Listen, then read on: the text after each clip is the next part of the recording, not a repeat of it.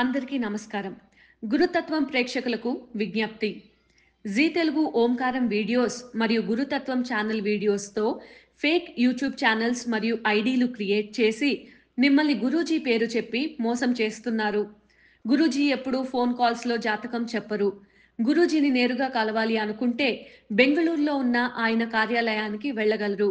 మీకు ఆ వివరాలు జీ తెలుగు ఓంకారం కార్యక్రమంలో చూపించబడుతుంది.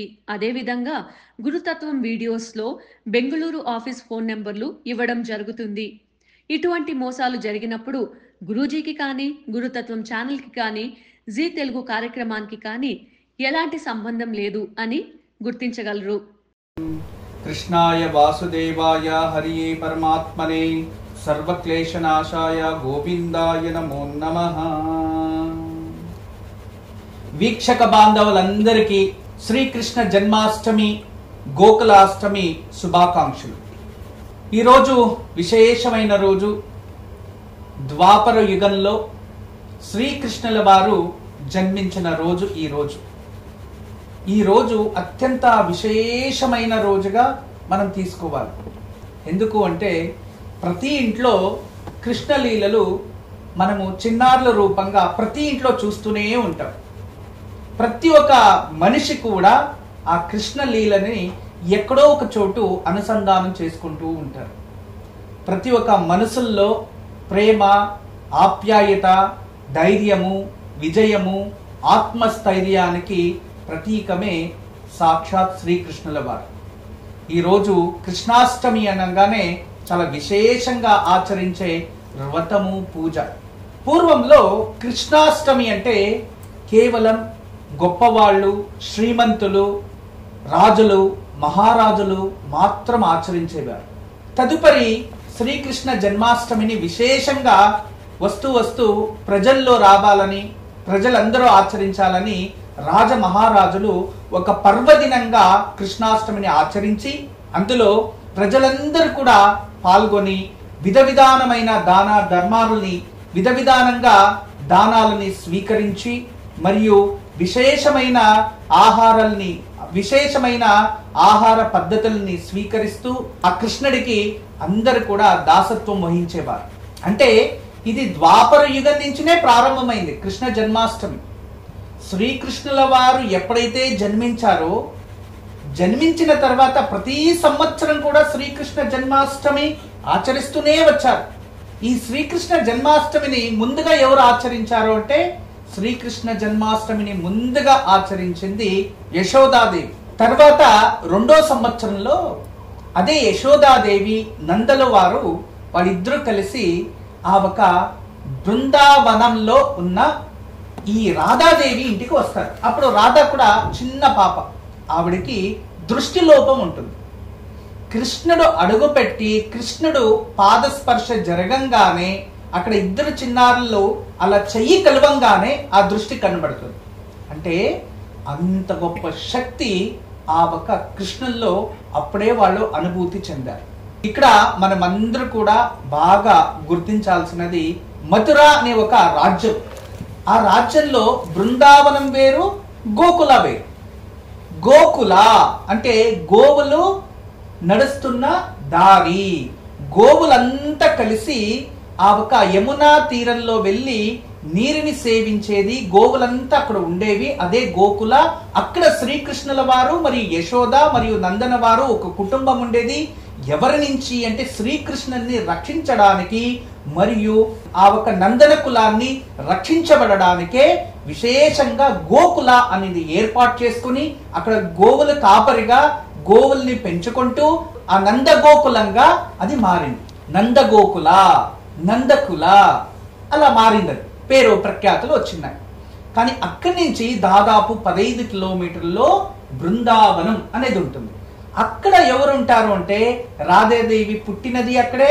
రాధా తల్లి తండ్రి ఆయన ఆ ఒక ప్రదేశానికి ఒక చిన్న గ్రామాధికారి. అప్పట్లో ఆయన కూడా కంసుడు ఆధీనంలోనే ఉంటాడు, కానీ ఆయన కూడా ఒక గ్రామాధికారి. ఆయన ఆ గ్రామాధికారి పరిధిలోనే ఈ ఒక గోకుల కూడా వస్తూ ఉంటుంది. కానీ రహస్యంగా పెంచుతూ ఉంటారు. ఆ ఋషులు మహర్షులు అందరూ కలిసి వాడిని రహస్యంగా పెంచాలి అని విశేషంగా అక్కడ ఎంతో ఋషులు ఒక అనుజ్ఞతో వాళ్ళు పాలిస్తూ వాళ్ళని అలాగ పెంచుతూ ఉంటారు. చాలా అద్భుతమైన కథ, ఎంత తెలియచేసినా తక్కువే. అయితే ఈ ద్వారక ఎప్పుడొచ్చింది? ఎప్పుడైతే కంసవధ జరుగుతుందో తదుపరి కొన్ని రాక్షసులందరూ కూడా ఆ మథురా రాజ్యం పైన వాళ్ళు రహస్య దాడి చేయాలి అనేది ఎప్పుడైతే కృష్ణుడికి తెలుస్తుందో ప్రజలకి ఇబ్బంది అవుతుంది అని తెలిసి దేవాను దేవతలందరినీ పిలిచి ఆ సముద్రంపై విశేషంగా ఆ ఒక ద్వారకా నగరిని నిర్మాణం చేస్తారు. ఆ ద్వారకా నగరిని నిర్మాణం చేసి రాత్రికి రాత్రే అక్కడున్న ప్రజలందరూ కూడా ద్వారకా నగరి చేరుకొని అక్కడ పర్వదినాలని శ్రీకృష్ణ జన్మాష్టమిని అక్కడ ఆచరించడం మొదలు పెడతారు. అదే సమయంలో ఇక్కడికి కొన్ని రాక్షసులు వచ్చి దాడి చేస్తే అక్కడ ప్రజలు ఉన్నారు. అక్కడ అదే సమయానికి మథురకు వచ్చి ఇక్కడ ప్రజలపై దాడి చేయాలి అని రహస్యంగా వస్తే అక్కడ ప్రజలు ఎవ్వరూ ఉండరు. ఇది విశేషంగా మనం తెలుసుకోవాల్సిన స్థల పురాణాలు. అంటే ద్వారక, మథుర, బృందావన, గోకుల, ఇవి 4 ప్రదేశాలు. 4 ప్రదేశాల్లో కూడా శ్రీకృష్ణుల లీలలు ఉంటాయి. కృష్ణాష్టమి రోజు మనం ఇది ప్రత్యేకంగా గుర్తు తెచ్చుకోవాలంట. కానీ కృష్ణాష్టమిని రాజులు మహారాజులే ఎందుకు ఆచరించేవారు పూర్వంలో అంటే, ఈ కృష్ణాష్టమిని ఆచరించాలి అంటే అంత శక్తి ఉండాలి అని అర్థం. గో పూజ చేయాలి, గోవు ప్రత్యేకంగా ఉండాలి, గోవుని సింగరించాలి, గోవుకి విశేషంగా పూజించి వాటిని దానమిచ్చేవారు.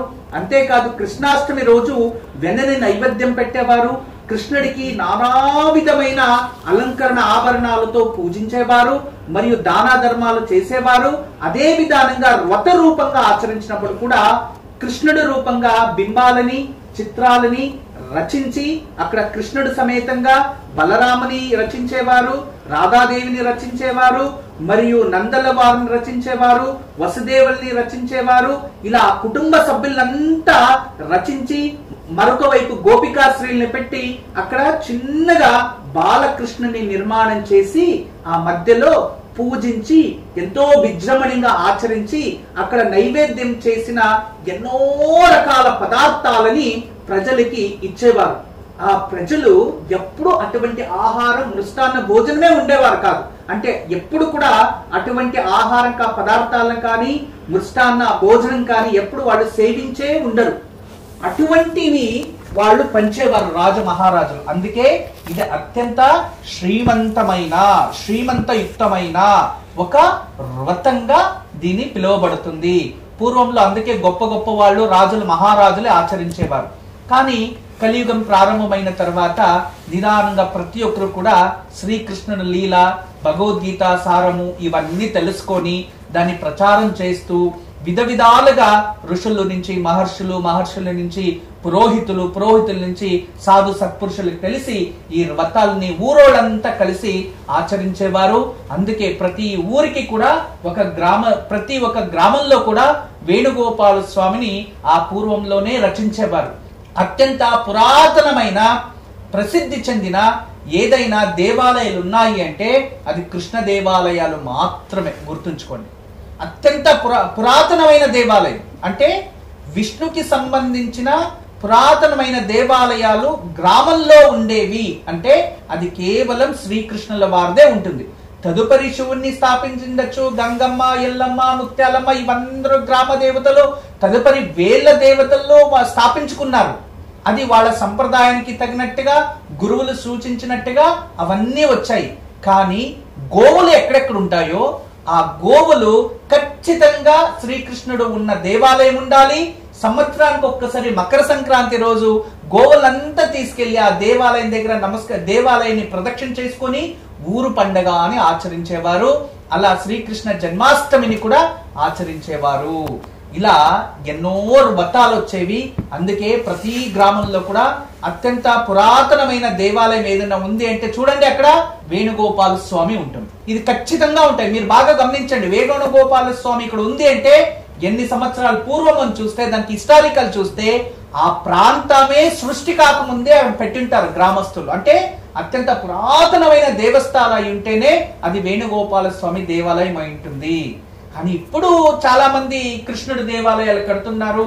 కొన్ని సంస్థలు కృష్ణ లీలల్ని ప్రచారం చేస్తూ అటువంటి వారు కొత్తగా దేవాలయాల నిర్మాణం చేశారు. అంతేగాని ఒక 50 సంవత్సరాలు 100 సంవత్సరాల లోపల వచ్చాయి. కానీ దానికి ముందైతే ఖచ్చితంగా వేణుగోపాల స్వామి దేవాలయం ఊర్లో ఉంది అంటే దానికి తక్కువ అన్న 1000 సంవత్సరాల కన్నా అధికమైన, అంటే 1000 సంవత్సరాల అధికమైన అంటే 2000 సంవత్సరాలు 3000 సంవత్సరాలు అయిండొచ్చు. అటువంటి ఇతిహాసం ప్రతి వేణుగోపాల స్వామికి ఉంటుంది. కానీ ప్రజలు నిదానంగా దాన్ని ఆర్కిటెక్ట్ చేంజ్ చేసో, లేదో దాన్ని మార్పిడి చేయాలనో, లేదో పొడిపోయింది దేవాలయం జీర్ణోద్ధారం చేయాలనే దాన్ని కొత్త విధానంగా కట్టుకో ఉంటారు. అంతేగాని ప్రతి గ్రామంలో ఉన్న వేణుగోపాల స్వామి ఇతిహాసం మాత్రం దాదాపు 1000 సంవత్సరాల కన్నా పూర్వమే అయి ఉంటుంది. దీని అందరూ గుర్తించండి.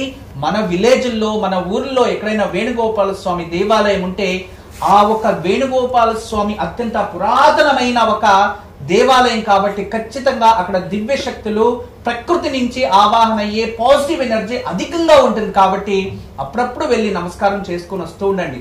ఎందుకంటే కృష్ణుడు అంటే ధైర్యం, కృష్ణుడు అంటే నమ్మకం, కృష్ణుడు అంటే ఆత్మవిశ్వాసం, కృష్ణుడు అంటే సత్యం, కృష్ణుడు అంటే ప్రేమ, కృష్ణుడు అంటే ఆప్యాయత, కృష్ణుడు అంటే కరుణ, కృష్ణుడు అంటే సర్వదా రక్షించేవాడు, కృష్ణుడు అంటే నీ జీవితం, కృష్ణుడు అంటే నీ జననం నీ మృత్యు, కృష్ణుడు అంటే నీ కుటుంబం, కృష్ణుడు అంటే పంచభూతాలు. ఇవన్నీ కూడా కృష్ణ లీలలే. అందుకే సర్వదా కృష్ణం వందే జగద్గురుం. ఈ రోజు మనమందరూ కూడా మంత్రబలంలో హరే కృష్ణ కృష్ణ కృష్ణ హరే హరే, హరే రామ రామ రామ హరే హరే నామాన్నే జపించి ఆ కృష్ణుడి అనుగ్రహం పొందుదాం. తదుపరి శ్రీకృష్ణ వ్రత కథని కూడా విందాం. హరే కృష్ణ కృష్ణ కృష్ణ హరే హరే, హరే రామ రామ రామ హరే హరే. వందే జగద్గురుం కృష్ణం వందే జగద్గురుం, కృష్ణం వందే జగద్గురుం. ఇక శ్రీకృష్ణ జన్మాష్టమి రోజు విశేషంగా మనము వినాల్సిన అద్భుతమైన కొన్ని కథ.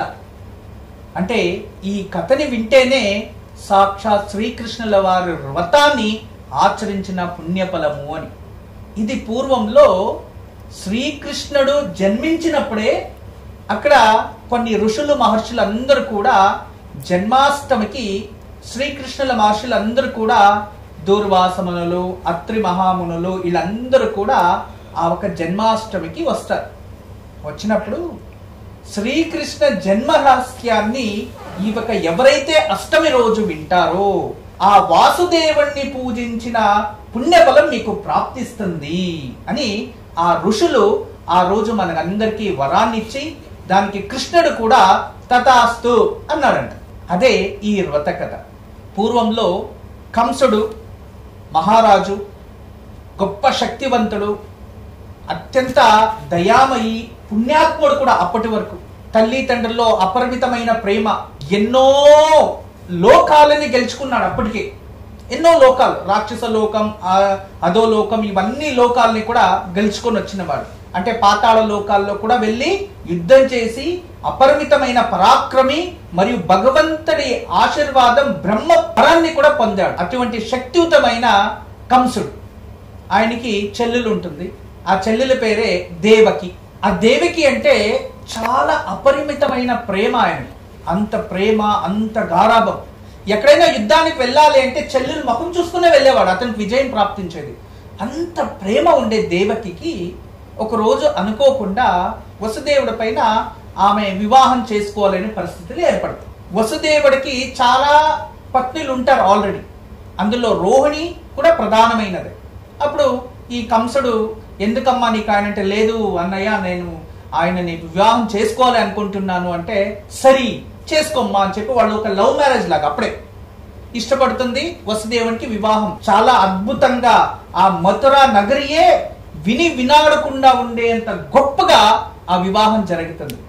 వివాహం జరిగి తదుపరి ఆ కంసుడే ఆయన ఏం చేస్తాడంటే ఒక రథాన్ని, బంగారు రథాన్ని తయారు చేయించి అందులో వెనుక భాగంలో వసుదేవుడు మరియు దేవకిని ఇద్దరిని కూర్చోబెట్టి కంసుడు రథసారథిగా అయ్యి ఈ వసుదేవుడు ఇంటికి వదిలేసి రావాలి కదా, తీసుకెళ్తూ ఉంటాడు.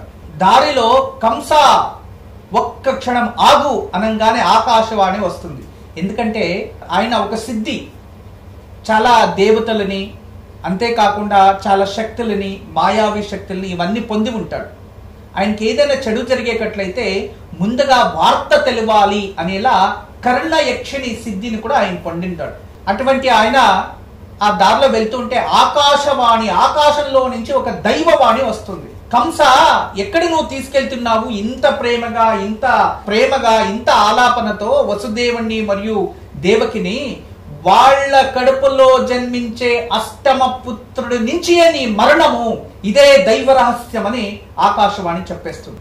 అలా వినంగానే ఆ రథాన్ని అక్కడే ఆపేసి ఇదేంటి మాయా, ఇది నిజమా అని చెప్పి ఆలోచిస్తే ఎస్ ఇది నిజమే ఉండొచ్చు అని చెప్పి అదే సమయంలోనే ఖడ్గాన్ని తీస్తాడు.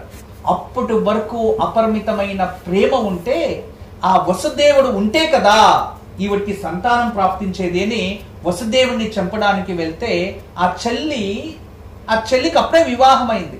చెల్లి పైన ప్రేమ, చెల్లిని ఏమి చేయలేకపోయాడు. వసుదేవుడి పైన వెళ్తే వసుదేవుడు నేను చావడానికి సిద్ధంగా ఉన్నాను అని తలంచుతాడు. కానీ ఆ సమయంలో దేవకి ఏం చేస్తుంది?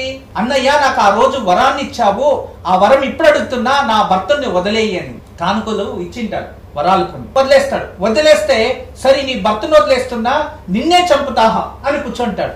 చూడండి, ఎప్పుడైనా ఒక మనిషిలో అపారమైన ప్రేమ ఉండేటప్పుడు ఆ ప్రేమ శత్రుగా మారిందంటే దానికి మించిన పరమ శత్రు ఇంకోటి లేదంట.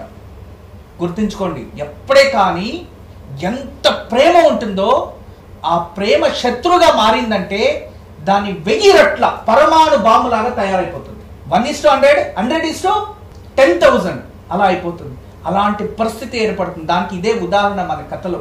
అంత ప్రేమ చెల్లెల పైన పెట్టుకొని ఆయన అంత శత్రు క్షణాల్లో ఎలా వచ్చిందంటే అది విరుద్ధాత్మకంగా చూస్తే అలా ఉంటుంది. అంటే యాంటీ ఫోర్స్ అంటే అంత నెగిటివిటీ, యాంటీ ఫోర్స్ అనేదే అంత ఎఫెక్ట్. ఫోర్స్ ని ఆపచ్చు, యాంటీ ఫోర్స్ ని ఎవరు ఆపలేదు, ఫోర్స్ గా వస్తుంది అది. అలా చంపడానికి వెళ్తే అప్పుడేం చేస్తాడు? వసుదేవుడు ఇతను కాలు పట్టుకుంటాడు. ఆమెను చంపేకటైతే ముందుగా నన్ను చంపు అని. ఆ సమయంలో అతనికి యక్ష ప్రశ్న అయిపోతుంది. యక్ష ప్రశ్న అంటే అది ఆ ముడి విప్పు లేకుండా అయిపోతుంది. చెల్లెల్ని చంపడానికి పోతే ఇతను అడ్డొస్తున్నాడు, నన్ను చంపు ముందు అని. తర్వాత ఇతని చంపడానికి వెళ్తే చెల్లికి మాట ఇచ్చినా వరం చంపలేడు. వాళ్ళు ఏం చేస్తాడంటే అప్పుడు దీనికి ఏదో ఒకటి మిమ్మల్ని ఇద్దరిని హతమార్చేస్తాను అంటే, ఇద్దరిని మార్చేయంటే ఒక పక్క చెల్లెలు, ఒక పక్క కోపము, వినడానికి అవ్వట్లేదు. అప్పుడు ఏం చేస్తాడంటే ఈ వసుదేవుడు తెలియచేస్తాడు, మాకి ఎంతమంది సంతానం పుట్టినా ఆ సంతానం మీకే ఇచ్చేస్తాను, మీరేమన్నా చేసుకోండి, నా భార్యను వదిలేయండి అంటాడు. అప్పుడు దాన్ని అంగీకరించి తదుపరి వాళ్ళని తీసుకెళ్లి కారాగృహంలో బంధిస్తారు. కారాగృహంలో బంధించిన తర్వాత ఆ తల్లి తండ్రి, ఎవరు కంసుడు తల్లి తండ్రి వస్తారు. వాళ్ళు దీని విరోధం వ్యక్తపరుస్తారు. విరోధం అంటే అప్పటి వరకు ఆయన మహారాజు కాదు, యువరాజు అంతే. యువరాజు అప్పుడే అలా చేశాడు, మహారాజు కాలే. అప్పుడు వెంటనే వాళ్ళు ఇలా చేస్తున్నారు, వాళ్ళ ఇద్దరిని బయటికి తీసేస్తారు అని అక్కడే పన్నాగం పొంది వాళ్ళ అమ్మా నాన్నని కారాగృహంలో పెట్టేస్తాడు. మాతృబంధనం చేస్తాడు, పితృబంధనం చేస్తాడు. తదుపరి ఇల్లి కారాగృహంలో పెట్టి మహారాజుగా కూర్చుంటాడు. కూర్చొని వాళ్ళ సంతానం కావాలి, వాళ్ళు బ్రహ్మచారత్వంగా ఉండకోకూడదు, వాళ్ళ అన్ని సంసారం అంటే ఒక కుటుంబం ఎలా నిర్వహించాలో అన్ని నిర్వహించాలి, వాళ్ళు పుట్టే సంతానం నాకు కావాలి అని ప్రతిరోజు వాళ్ళకి ఏమేమి కావాలో అన్ని విధాలుగా వాళ్ళకి ఏమేమి వ్యవస్థ కావాలో చేస్తూ ఉంటాడు. అలా చేసి మొదటి సంతానం ఆడపిల్ల, దాన్ని హతమార్చేస్తాడు. 2, 3 అలా హతమార్చేస్తూ ఉంటాడు. అప్పుడు కృష్ణుడు జాగ్రత్త వ్యవస్థకు వస్తాడు. అప్పుడు కృష్ణుడు పుట్టక ముందే విష్ణుమాయ అనేది సృష్టి అవుతుంది. 7వ గర్భవతి వసుదేవి. ఆ 7వ గర్భము అనేది లోపల మగపిల్లోడు పెరుగుతూ ఉంటాడు. అప్పుడే అనుకుంటారు, నేను ఇంకా ప్రతి గర్భాన్ని తీసుకొని చంపేస్తున్నాడు వాడు, నేనే చనిపోతా ఈ సరి అనగానే కలలో వచ్చి ఇదంతా విష్ణుమాయ, మీరేం బాధపడకండి అని చెప్తాడు. సరి ఆ గర్భము ఇంకా ప్రసవం జరగాలి. అటువంటి సమయంలోనే ఆ గర్భాన్ని ఆ విష్ణుమాయ ఎక్కడి నుంచి? ఈ దేవకి గర్భం నుంచి వసుదేవుడు ఇంకొక భార్య ఉంటుంది కదా, ఆ భార్య ట్రాన్స్ఫర్ అయిపోతుంది. ట్రాన్స్ఫర్ అయిపోతే అక్కడ ఆమె గర్భవతి కలలో వచ్చి మహావిష్ణు తెలియచేస్తాడు, నీలో సంకర్షణుడు, బలరాముడు, ఆదిశేషుడు నీకు పుత్రుడుగా జన్మిస్తున్నాడు అని. ఆమె పొద్దున్నే లేచి ఏం చెప్పుకోవాలి ప్రపంచానికి? నా భర్త చూస్తే అక్కడ దీంట్లో ఉన్నాడు, ఎక్కడ? వసుదేవుడు కారాగృహంలో ఉన్నాడు, నేను ఇక్కడ గర్భవతి అయితే ప్రపంచం ఏం జరుగుతుంది, ఏమనుకుంటుంది అని ఆలోచిస్తూ ఉండగానే ఋషులందరూ అక్కడికి వచ్చి ఆమెని ఇమ్మీడియట్ అక్కడి నుంచి తీసుకెళ్లి నందన అంటే ఎవరు? నందుడు, ఎవరైతే ఉంటాడో నందుడు మరియు యశోద ఆ ఇంటికి ఆ అమ్మాయిని రహస్యంగా తీసుకెళ్లి అక్కడ దాచిపెట్టేసిన తర్వాత ఇక్కడ గర్భపాతం అయిపోయింది, రక్తస్రావం అయింది అని తెలుస్తుంది. తర్వాత అష్టమ పుత్రుడు ఇంకా అతను జన్మించకుండానే గర్భపాతం అయింది కదా, నెక్స్ట్ జన్మించేది 7వదే అనుకున్నారు. కానీ 8వ గర్భం వస్తుంది. ఇక ఆ గర్భపాతం 8వ సంతానం ఇది అని వాళ్ళకు కూడా తెలుస్తుంది. దీన్ని ఏదో చేస్తారు, దీన్ని రక్షించుకోవాలి అని ఏదేదో తపన పడుతుంటుంది. వాళ్ళమ్మ కూడా బాధపడుతూ ఉంటుంది. అటువైపు యశోద గర్భంలో పార్వతి అంశం పుత్రికగా ఆమె గర్భవతిగా అవుతుంది. అదే సమయంలో ఇక్కడ శ్రీకృష్ణుల వారు జన్మిస్తూ ఉన్నారు. ఈ సమయంలో ఇంకా వాళ్ళు జన్మిస్తారు అనగానే బియ్యి